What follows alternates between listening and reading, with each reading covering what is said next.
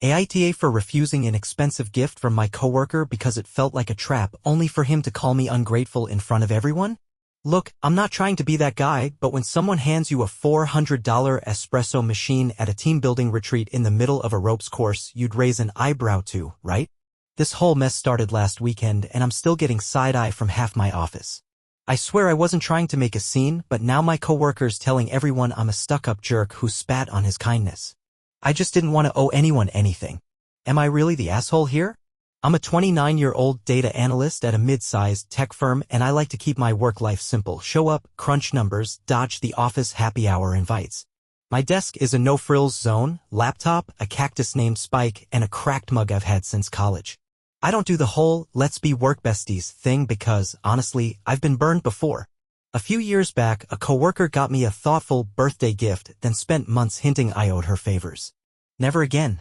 Our office is quirky, housed in an old converted warehouse with exposed brick and a kombucha tap that nobody trusts. We've got ping-pong tables, beanbags, and a mural of a pixelated dog that HR swears boosts morale.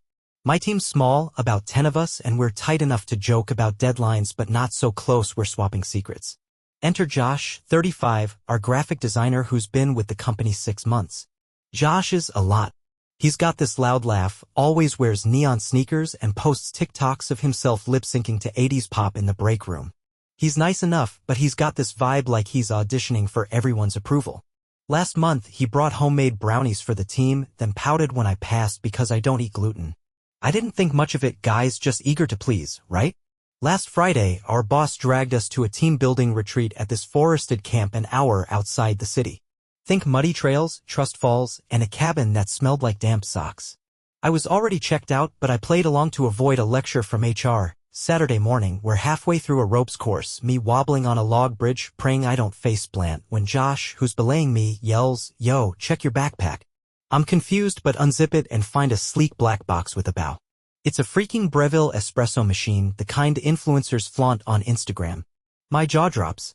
Everyone's staring, coworkers, the camp facilitator, even the random squirrel on a nearby tree. Surprise! Josh grins like he's just pulled off a heist. You always say you're tired, so I thought you'd love this. I'm frozen, dangling 10 feet up, holding a $400 machine I didn't ask for. My brain's screaming red flag. Why me? Why now? We're not friends. We've never even grabbed coffee. I mumble, oh wow, that's intense, trying to buy time.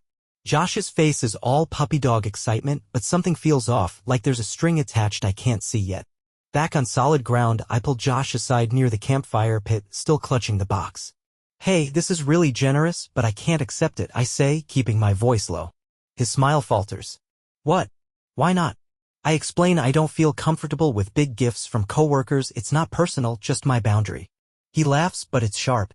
Dude, it's just a gift. Don't overthink it. I push back, saying it's too much and I'd rather not owe anyone. His eyes narrow. Owe me? Wow, you think I'm that guy. I try to stay calm, but he's getting loud and now people are glancing over from the picnic tables.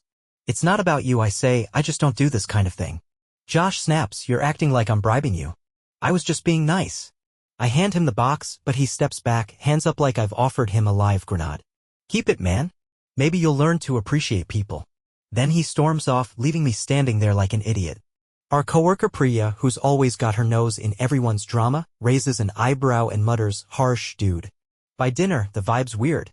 We're all crammed in the mess hall eating soggy tacos and Josh is at the other end of the table telling anyone who'll listen how I threw his gift in his face. Priya chimes in, I mean, it was a bit cold. He was just trying to do something nice. Another coworker, Sam, shrugs and says, I'd take free coffee any day. I try explaining my side, how I don't like feeling obligated, how I barely know Josh, but it sounds weak when I say it out loud. Like I'm the one who's paranoid.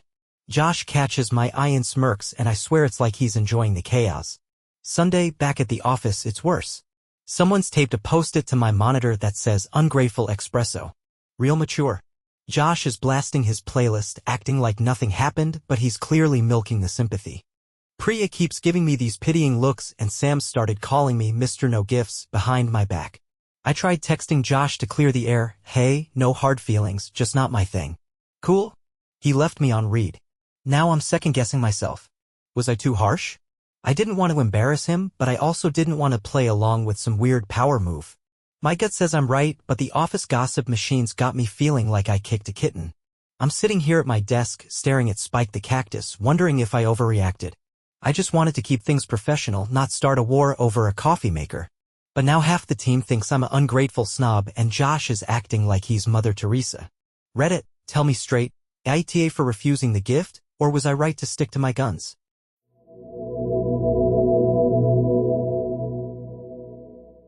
AITA for giving my friend a book he'd already read for his birthday and saying it was no big deal, only for him to lose it and call me thoughtless? Okay, hear me out. I didn't mean to start a fight at a virtual Dungeons and Dragons session, but somehow I've got my buddy acting like I gift-wrapped an insult for his 30th birthday.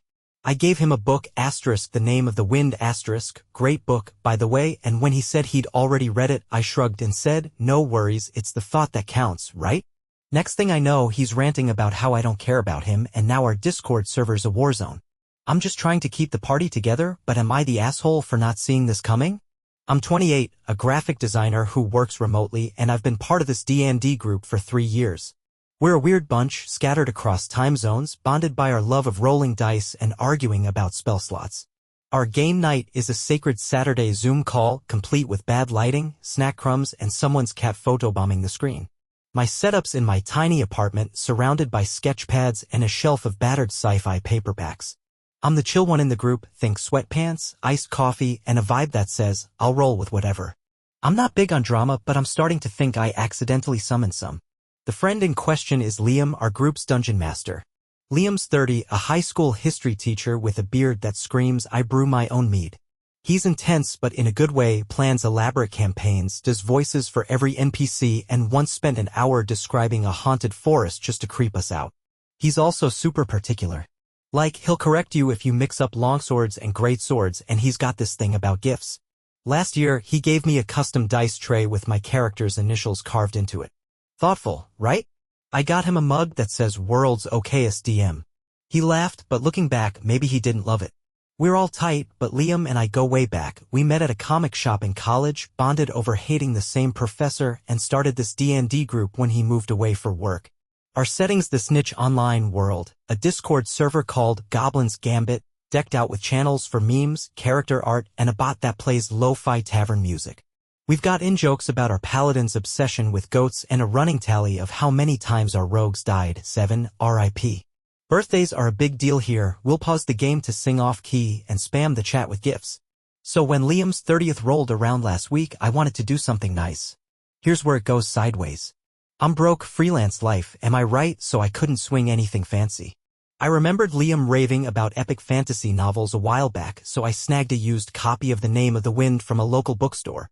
It's this thick, gorgeous book about a bard with a wild life, and I figured it'd be perfect for Liam's nerdy soul. I mailed it to him, wrapped in brown paper with a doodle of a dragon on it, and didn't think twice. During our Saturday session, we're mid-battle with some ghouls when Liam says, "Oh, got your gift, man." His webcam's grainy, but he holds up the book and I grin. Sweet, right? Thought you'd dig it. Then he goes, I read this like 5 years ago. His tone's flat, not mad, just off. I laugh it off, thinking he's joking. No sweat, dude, it's a classic. You can reread it or pass it on. It's the thought that counts, yeah? Big mistake. His face changes, like his eyebrows do this thing where they're practically climbing off his forehead. The thought? You didn't even ask if I'd read it. I'm blindsided, still holding my D20. Our cleric, Maya, mutes her mic, but I see her eyes widen. I stammer, I mean, it's a good book, right? I wasn't trying to. Liam cuts me off. It's not about the book. It's that you didn't care enough to check. My birthday, man, and you just winged it. Now the Zoom's dead silent. Our rogue, Ethan, fake-offs and types yikes in the chat. Liam's on a roll, saying how he puts so much into our games, how he spent weeks planning my character's arc, and I couldn't even bother to text about his gift. I'm trying to keep it light, like, whoa, dude, I didn't know it was a big deal. I'll do better next time. But he snaps, it's not about next time. It's about respect. Then he logs off. Mid-session. Ghouls still snarling in the initiative order. The fallout's messy. Maya DMs me, saying Liam's been stressed with work and maybe I hit a nerve, but I should have known he's picky. Ethan's memeing about it in Discord, posting a gif of a burning book with RIP friendship. I tried calling Liam the next day to apologize, but he sent me to voicemail. I texted, sorry I screwed up. Didn't mean to make you feel bad. Can we talk? He replied, need space. Just think before you do stuff. Now the group's split, half think I'm a clueless jerk, half think Liam's overreacting. Our next session's tomorrow, and I'm dreading it. Ethan says Liam's planning to kill my character off in game, which feels petty as hell. I'm replaying it all, wondering where I went wrong. I didn't think a book was a landmine. I get that Liam's big on personal gestures, but I wasn't trying to half-ass it, I just missed the mark. Now I'm stuck refreshing our server, watching the goat memes pile up while Liam's offline. I feel like crap, but I'm also kinda annoyed he blew up over something I thought was fixable. Reddit, am I the asshole for giving him a book he'd read and brushing it off, or is he making a mountain out of a molehill?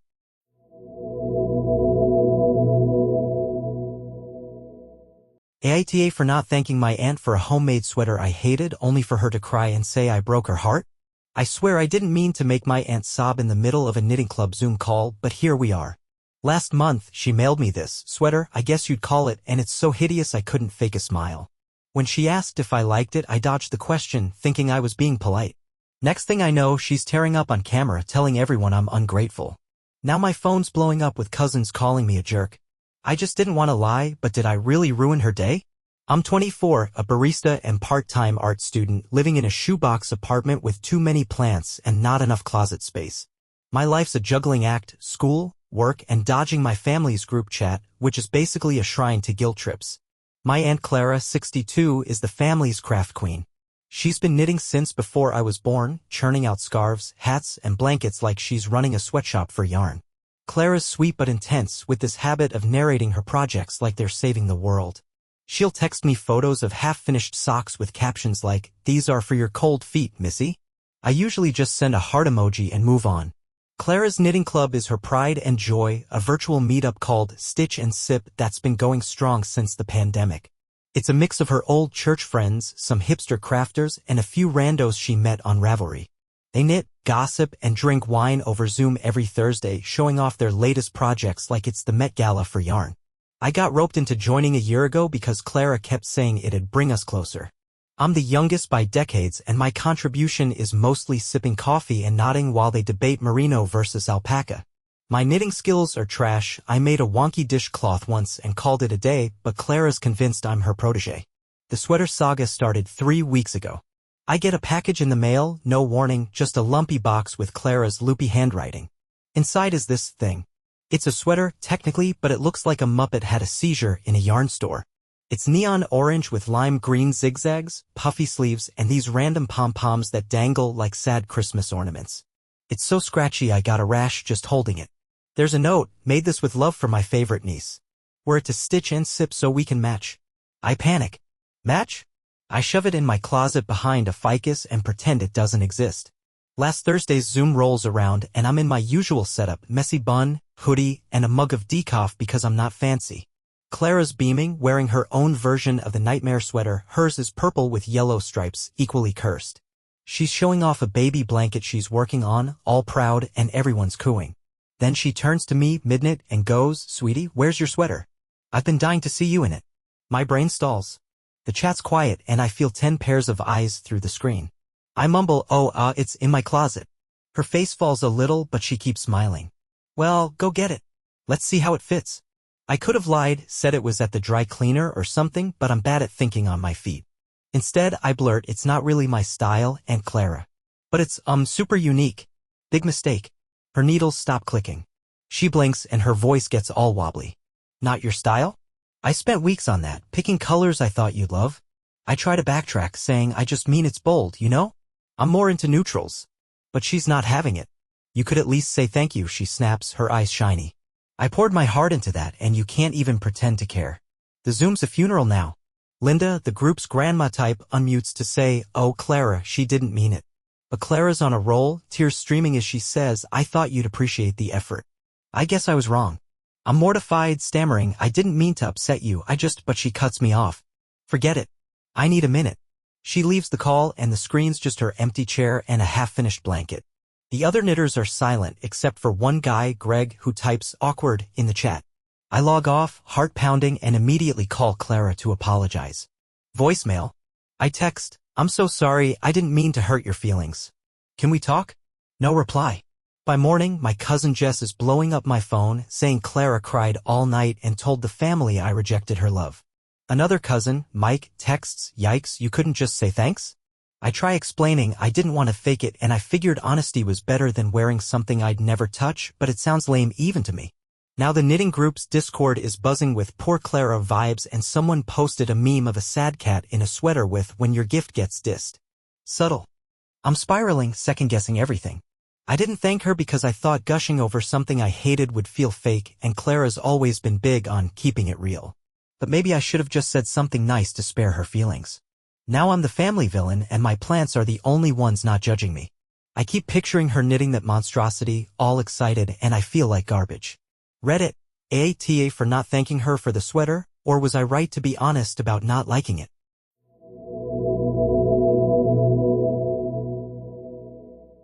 AITA for telling my girlfriend I don't want flowers because I hate them, only for her to say I'm stomping on her emotions?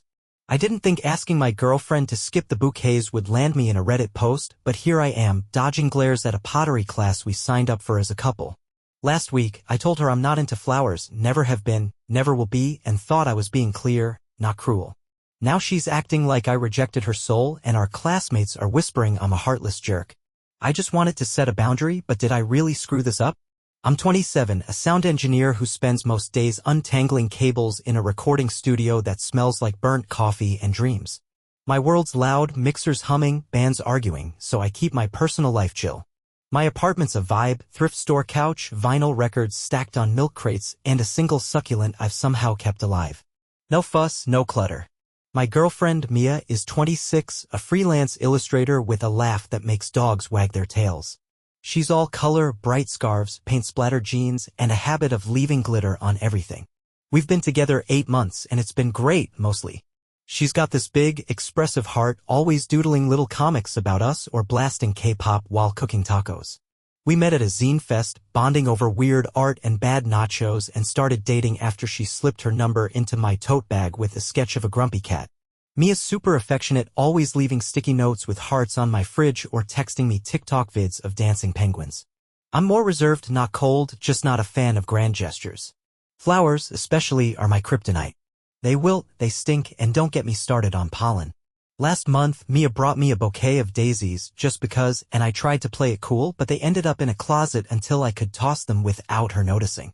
Our pottery class is where this all went down. It's this cozy studio in a strip mall run by a guy named Carl who wears tie-dye and calls everyone groovy. The place smells like wet clay and incense, with wobbly tables covered in glazed stains and a kiln that hums like a sleepy dragon. We signed up for a 6-week course to do something creative together, and it's been fun. Mia sculpts funky mugs, I make lopsided bowls, and we laugh when our stuff collapses. The class is small, like 8 people, including a nosy couple, Jen and Tara, who live for the tea. Last Tuesday, we're at class, hands muddy, when Mia pulls out a small bouquet of sunflowers from her bag. They're wrapped in brown paper, tied with twine, and she's beaming like she just won an Oscar. "Surprise," she says, sliding them toward me. "I saw these and thought of you." My stomach drops. Everyone's watching, Carl's nodding like it's a rom-com, Jen's whispering to Tara. I lean in, trying to keep it low-key, and say, "Hey, I appreciate it, but I'm not really a flower guy. Maybe skip these next time." I smile, thinking I'm being gentle. Mia's face freezes. Her eyes go wide, then narrow. "What do you mean, skip them?" she says, loud enough that the wheel next to us stops spinning. I fumble, "I just don't like flowers. They're not my thing. But I love that you thought of me." She scoffs, clutching the bouquet like it's evidence. "Not your thing?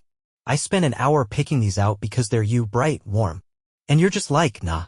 I'm flustered now, clay drying on my hands. "Mia, it's not personal. I'd rather you save your money or get something I'd use, like, I don't know, a cool pen." "Wrong move." Her voice cracks. "A pen? So my feelings are just inconvenient to you." The studio's dead quiet. Tara's eyebrows are in her hairline, and Carl mutters, "Oof, vibes." Mia shoves the flowers back in her bag, grabs her stuff, and storms out, leaving her half-finished face wobbling on the wheel. I'm left sitting there, looking like the guy who kicked a puppy. Jen pipes up, "Dude, that was harsh. She was just being sweet." I try to explain, "I don't hate Mia, I just hate flowers," but it sounds weak, and the class wraps up with everyone avoiding eye contact. Since then, it's been a mess. Mia's barely texting, just one-word replies like "fine" or "busy." I called her the next day, apologized for upsetting her, and said I didn't mean to make her feel small. She said, "It's not about the flowers, it's that you rejected me. I wanted to make you smile and you acted like it was a chore." I tried to clarify I love her gestures, just not that one, but she said she needs time to process. Now our pottery group's picking sides. Tarad med me, saying Mia's heartbroken and I should fix it. Carl, of all people, emailed the class about respecting creative expression, which feels like a subtweet. I'm replaying it, wondering if I was too blunt. I thought being honest would save us from awkward gifts down the line, but maybe I should have just taken the damn sunflowers and faked it. Mia's so big on showing love and I'm not, so maybe I'm missing something. But I also feel like she's blowing this up. I didn't yell or throw them away, I just asked for something else. Now I'm staring at my sad succulent, feeling like the bad guy in one of her comics. Reddit, AITA for telling her no flowers, or is she overreacting to my boundary?